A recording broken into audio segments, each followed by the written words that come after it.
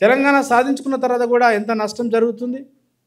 అసలు ఈ రిజర్వేషన్ల అంశం ప్రస్తావన వచ్చినప్పుడల్లా సమాజం స్పష్టమైన అవగాహన లేకపోయినప్పటికీ ఏదో ఒక శత్రు భావనతోని బీసీల పట్ల, ఎస్సీల పట్ల, ఎస్టీల పట్ల, అణగారిన ప్రజారాశుల పట్ల విముఖతను, వ్యతిరేకతను, అసహ్యాన్ని ఇలా పెంచుకుంటూ వస్తుంది. వాటన్నిటిని కూడా సరైన మార్గంలో అడ్రస్ చేస్తున్న పెద్దలు చిరంజీవి గారు ఉన్నారు. వారు తప్పకుండా నేను అనుకుంటున్నాను వారిద్దరు మాట్లాడిన తర్వాత అనేక ప్రశ్నలు, మన మనసులో ఉన్నటువంటి అనేక ప్రశ్నలకు సమాధానాలు దొరుకుతాయి.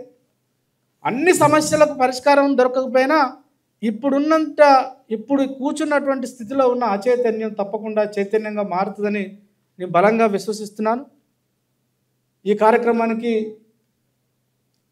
సరే రాజకీయంగా ఒక పార్టీలో ఉన్నప్పటికీ, పార్టీ ఏదైనప్పటికీ బీసీ, ఎస్సీ, ఎస్టీ ప్రజలకు ఏ సమస్య వచ్చినా మహబూబ్నగర్ కేంద్రంగా వారి వంతు కృషి చేస్తున్నటువంటి బెక్కం జనార్దన్ కూడా రావడం జరిగింది. వారికి కూడా స్వాగతం, సుస్వాగతం.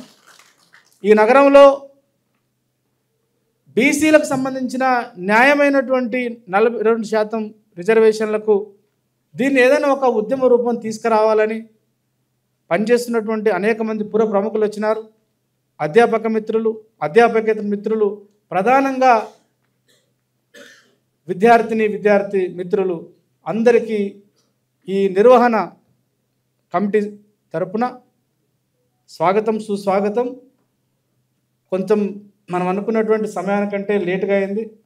అందరికీ దానికి గాను నేను క్షమాపణ కోరుతున్నాను. ఏదేమైనప్పటికీ నేను మీ అందరికీ పెద్దవాళ్లకు చేతులెత్తి ప్రణామం చేస్తూ చిన్నవాళ్ళకు కూడా